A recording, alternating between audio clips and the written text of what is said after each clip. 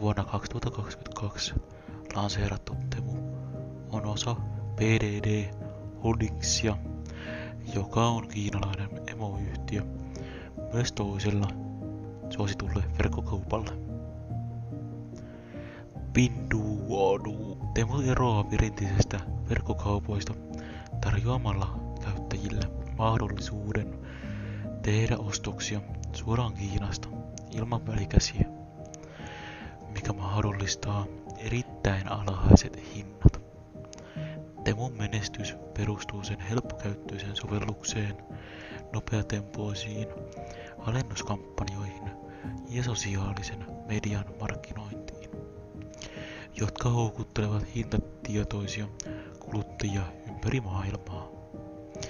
Vaikka se on saanut paljon kiitosta edullisista hinnoistaan,